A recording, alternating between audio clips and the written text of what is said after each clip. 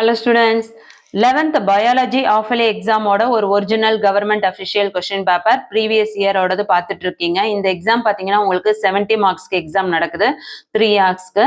So 35 மார்க்ஸ்க்கு பயோபாட்னியும் 35 மார்க்ஸுக்கு பயோசுவாலஜியும் உங்களுக்கு வைக்கிறாங்க.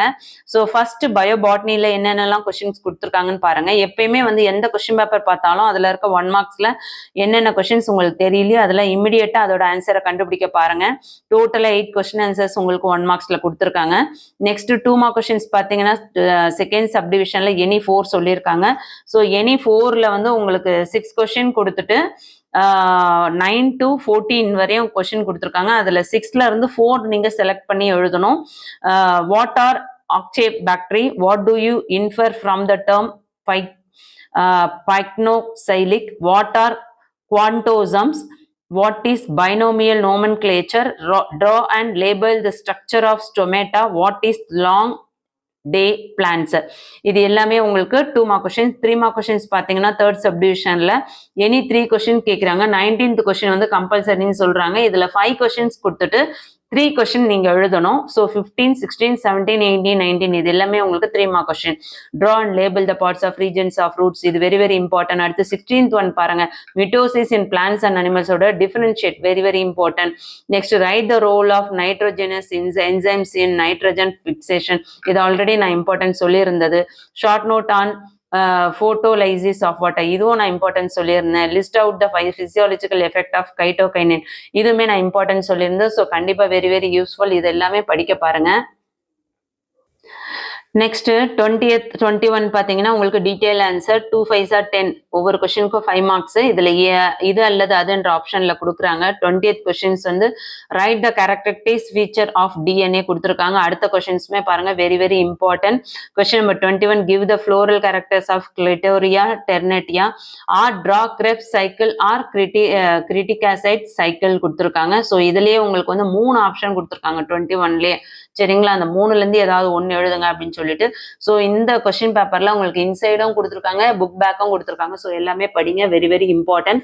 Next section 2ல பயோ ஜுவாலஜி 35 மார்க்ஸ்க்கு பயோ ஜுவாலஜி, இதுவுமே வந்து பயோ பாட்னி மாதிரியே உங்களுக்கு 8 1 மார்க் கொஸ்டின்ஸ் கொடுத்துட்றாங்க. ஸோ எல்லாமே வெரி வெரி இம்பார்ட்டன்ட் கொஸ்டின்ஸ். 1 மார்க்ஸ்க்கான ஆன்சர் என்ன அப்படின்றத இம்மிடியேட்டா பார்த்துக்கோங்க.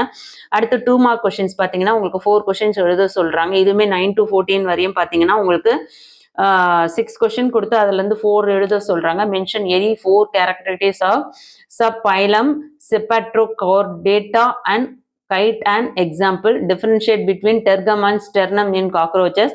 அடுத்து 11th question very important, what are the main function of skeletal system. 10th very important, already நான் சொல்லியிருந்தேன். 12th ஒன் பாருங்க, write about important function of limbic system, எதுவும் இம்பார்ட்டன்ட் சொல்லியிருந்தேன். அடுத்து sarcomere define.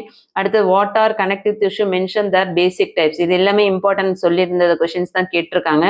Next 3 mark questions பார்த்தீங்கன்னாக்கா any 3 question சொல்லியிருக்காங்க. இதுல வந்து உங்களுக்கு 3 கொஸ்டின்னா 5 கொஸ்டின் கொடுத்துட்டு அதுல இருந்து 3 எழுத சொல்றாங்க. 16th ஒன் கம்பல்சரி கொஸ்டின்ஸ் கொடுத்துருக்காங்க. சரிங்களா, ஸோ 15, 16, 17 எல்லாமே பாருங்க ரொம்ப இம்பார்ட்டண்ட்டான ஒரு கொஸ்டின். அதுவும் 17th பார்த்தீங்கன்னா animal breeding, very very important. Differentiate, எப்பவுமே டிஃபரன்ஷியேட் ஒரு கொஸ்டின் கொடுத்தாங்கன்னா அதை மிஸ் பண்ணாம படிக்க பாருங்க. Rod and cone cells, list out the function of hormone adrenaline, இதுவுமே வெரி வெரி இம்பார்ட்டன்ட். சரிங்களா, ஸோ டீடைல் ஆன்சர்ல பாருங்க எப்படி உங்களுக்கு இதை எழுதணும் அப்படின்றது ஆப்ஷன் நீங்க ஈஸியா இதில் செலக்ட் பண்ணிக்க முடியும். Explain RAAS renin angiotensin aldosterone system in human, or explain respiratory volume in human respiratory system and add note on vital capacity. இது அல்லது அதுன்ற ஆப்ஷன்ல கொடுத்துருக்காங்க. அடுத்தது பார்த்தீங்கன்னா explain origin and conduction of heartbeat in human with the neat label diagram. கண்டிப்பா வந்து டயக்ராமோட நீங்க எழுதுனீங்கன்னா தான் உங்களுக்கு வந்து ஃபுல் மார்க் கொடுப்பாங்க, 5 மார்க்ஸ்.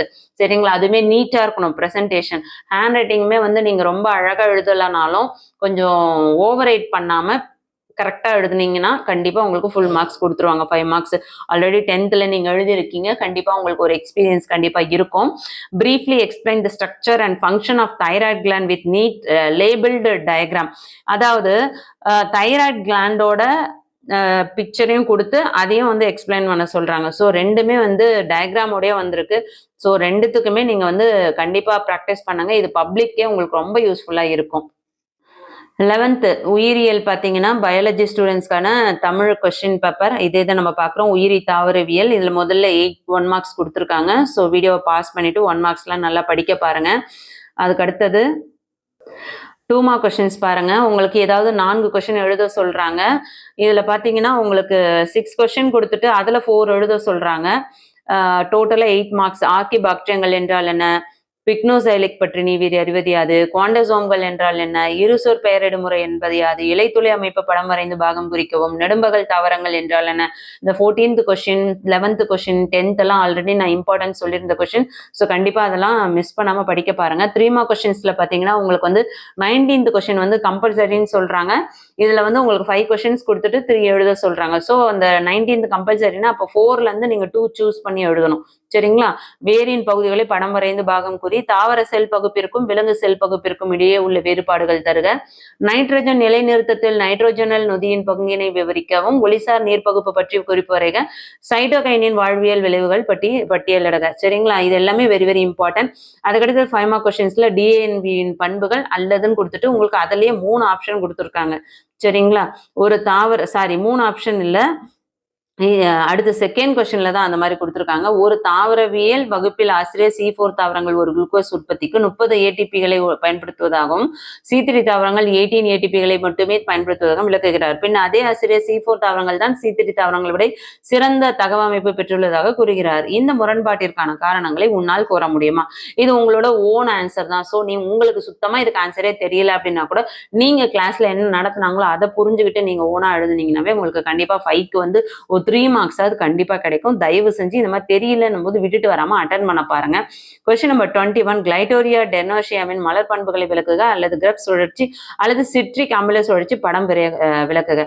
இதுலதான் 3 கொஸ்டின் கொடுத்துருக்காங்க பாருங்க. ஒன்னு கிளைடோரியா டெனோஷியா மலர் பண்பு, அப்படி இல்லைன்னா கிரெப் சுழற்சி, அப்படி இல்லைன்னா சிட்ரிக் அமில சுழற்சி. ஸோ 3 ஏதாவது ஒரு கொஸ்டின்ஸ் எழுதா உங்களுக்கு ஆப்ஷன் அழகா கொடுத்துருக்காங்க. புக் பேக்லயும் கொடுத்துருக்காங்க, புக்கிங் சைடும் கொடுத்துருக்காங்க. ஸோ தயவு செஞ்சு இதுல இருக்க கொஸ்டின்ஸ்ல எதெல்லாம் உங்களுக்கு தெரியாதோ அதெல்லாம் இம்மிடியேட்டா படிக்க பாருங்க.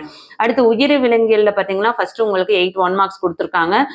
எப்பயுமே 1 மார்க் கொஸ்டின்ஸை பொறுத்த வரையும் எந்த கொஸ்டின் பேப்பர் பார்த்தாலும் எல்லாத்தையும் படிக்க பாருங்க.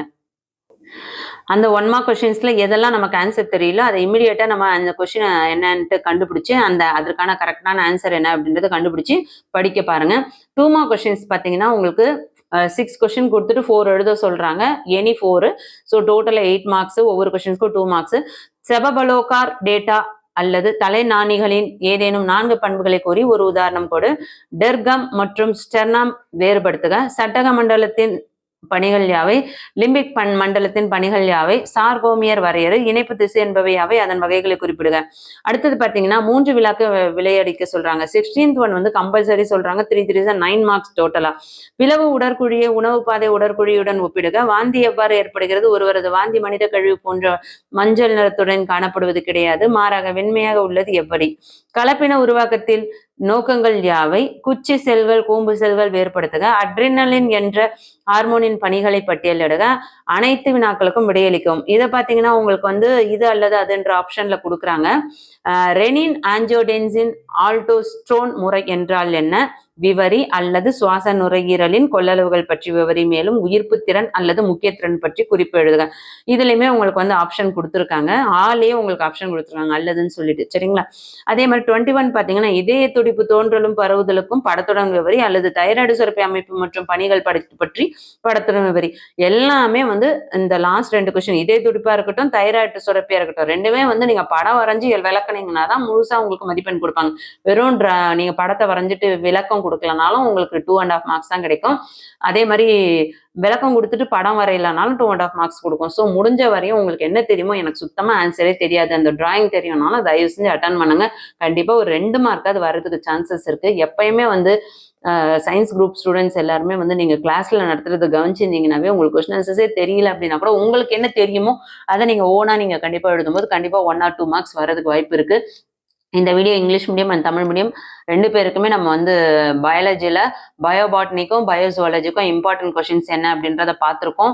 ஸோ ப்ரீவியஸ் இயரில் கேட்ட கொஷின் பேப்பர் கண்டிப்பாக உங்களுக்கு ரொம்ப யூஸ்ஃபுல்லாக இருந்திருக்கும். இந்த கொஷின் பேப்பர் உங்களுக்கு சேமாக வந்ததுன்னா நீங்கள் எவ்வளோ மார்க் எடுப்பீங்க அப்படின்னு சொல்லிட்டு இமீடியட்டாக கமெண்ட் பண்ணுங்கள். இந்த மாதிரியான இம்பார்ட்டண்ட்டான கொஷின்ஸை மிஸ் பண்ணாமல் பார்க்கணும்னு நினைக்கிறவங்க வாட்ஸ்அப் சேனலோட லிங்க் டிஸ்கிரிப்ஷனில் இருக்கு. இமீடியட்டாக ஜாயின் பண்ணி சப்போர்ட் பண்ணுங்கள்.